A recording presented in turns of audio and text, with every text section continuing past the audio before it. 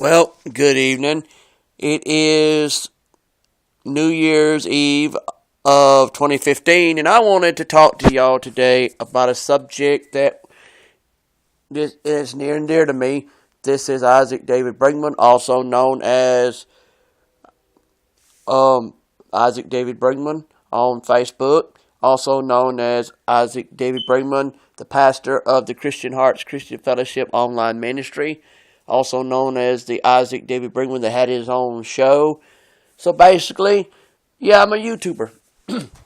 And I also am a minister of an online church on Facebook and on YouTube. On Facebook, it's called the Christian Hearts. But anyway, I just wanted to talk to y'all today and tell y'all something that's good to me. Why do you people who didn't have a Christmas think that you're supposed to feel bad that you didn't get to have a Christmas when knowing, did you look at your surroundings? Did you look at the people that live near you? Did you see how they act? You might find that they got along with each other and they had a good time and that they patched up things. I know the way I live, I seen some neighbors of mine patch up their differences that they had, their problems they had with each other, and became friends. And if you want more details about that story, I'll tell you, but I'm telling you what I can now. But the point is that they got along. They were from different backgrounds, and their backgrounds clashed. They fought. They had a problem. They solved the problem. And I think that was a good idea. But what bothered me about that was that they basically didn't get along to start with, and they do now. You need to learn, patch your problems up, folks. Learn to find out what is it that makes you different from someone else. And find out is your difference is so bad that you have to basically say, I shouldn't deal with this person. And if you have a problem with someone, tell them. If you like someone, tell them. And if they don't like you saying that, tell them you're sorry about it. You just told them that because you felt that you had to get it out before it was too late, because I've seen people do it before.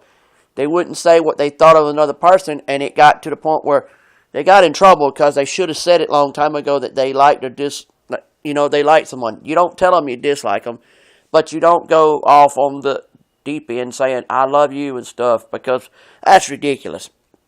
If you tell them you like them and they come back with, I like you too, be happy about it, but don't get to the point where it's so goofy, crazy acting that you can't do nothing about it. But I have to tell y'all, folks, I love y'all, and I've always done that, because that's what makes me the kind of person I am. I love my fans, if I have any at all, and I've met some folks in this world, regardless of by internet or by person, that were fans of mine, and I like y'all, and if y'all still my fans, thank you. If you're not, well, I'm sorry if I ever said anything that you didn't like, but hope you had a good Christmas Eve, a good Christmas, and good New Year's Eve, and good New Year's. Oh, and by the way, not trying to plug nothing, but I figure I better do this while I'm at it. At 107 and 109 Oakmuggy Street, Broxton, Georgia, 31519. Just be there probably about 4:30 if you can, because there will be a New Year's Eve party, which is it's a gospel New Year's Eve party, which is at a church, and it will be a low country boil New Year's Eve. So be ready to eat a low country boil meal and have fun. And that's at Heritage Baptist Church of Broxton, Georgia. If you want to know more information about that, let me know. And I believe the Lord is there for us all, and He will be there, and He will enjoy a low country boil Himself. I believe that there's no food. See, I believe the Lord's the only entity that loves every culture there is, because I believe He's multicultural, and that He has no favorite food, that every food that was ever invented by man that was decent and Christian food was loved by God. I believe it. I believe that that's how it goes. And if you want to dispute that there's a God, I'm willing to dispute with you, but don't be surprised if I don't have a throwdown with you about it. Now, you do realize that men have a fashion issue just like women. If men don't think they look good enough for the camera, they won't put their face on the camera until they feel like it. And all men got to do is probably comb their hair or put on a hat and poof, they got it done. And you people out there, when you see a man and you see his naked shoulders in a video, you automatically think he's naked when knowing good and well he might just be the fact that he just didn't have no shirt on. And another thing, just because you see a guy and he looks like a redneck don't mean he isn't what he said he was. I mean, and guess what? For you, PewDiePie, you may be what you are about God, but guess what? Your name's in the Bible. Felix is in the Bible. But it's one of those characters in the Bible that once his story is told, no one knows the rest of the story, what happened after it. But guess what? You sit there and you'll say, I don't like God, I don't like Jesus, or whatever. But yet then people find out later that your real name is in the Bible. Sometimes.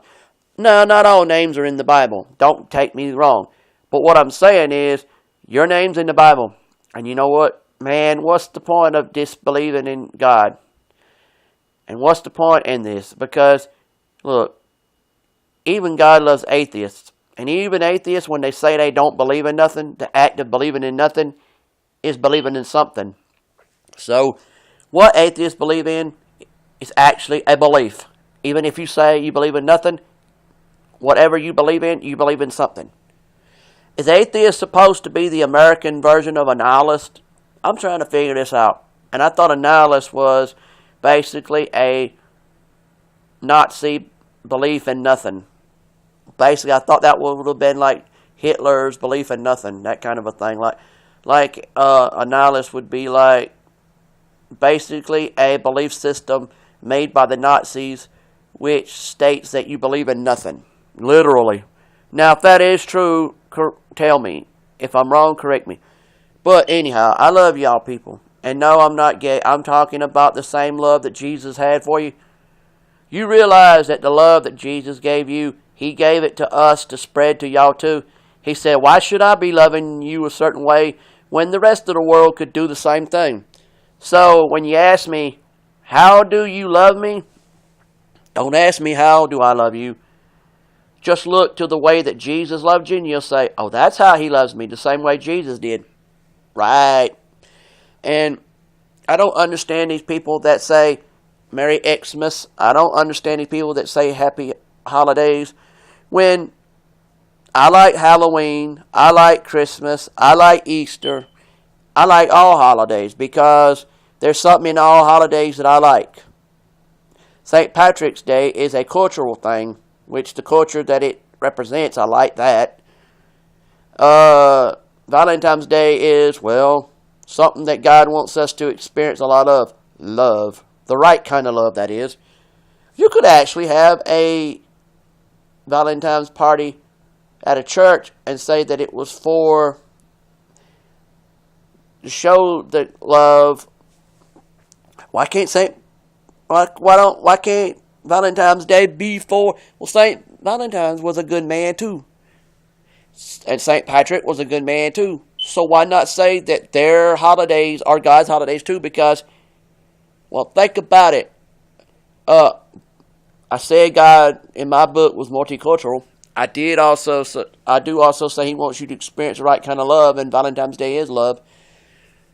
If God and Jesus was on earth right now and Valentine's Day came, I would get them a Valentine's Day gift in February. And I would not feel gay about it. Because I realize I'm not gay, and plus the fact that they would look at me like, don't do for me, do for others. And I'd say, yeah, but the fact that you're around it's like saying, they say do for others, but if it weren't for God and Jesus, you wouldn't have the ability to do for others. Basically because they made you, and they made them. They made you to do for others, and they made them for you to do for. So, there you go, people. And, I think that when you have friends and family, you need to try to put things aside and start trying to find out how to get along with each other. I know people right now that are debating whether they should go see some family right now or not. And I'm thinking, they should, because, look, I know people right now that have family in this county that want to kill two birds one stone, but they're nervous about it. They want to have a reunion with their family, and they plus want to come visit me and see the guy that's been talking so nice to them on internet. And I thank you for your attitude towards me. And I have said things and done things I regret, and I'm sorry.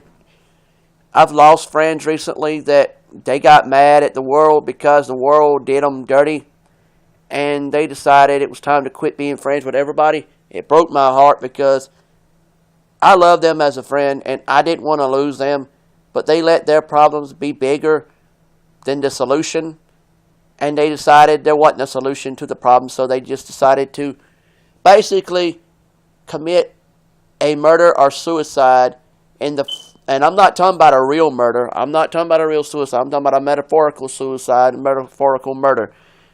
They killed themselves in a metaphorical way by murdering in a metaphorical way friendships that they could have kept, they could have enjoyed, they could have seen where this could have went. Because what if they got married? And what if they had to look at their best friend and say,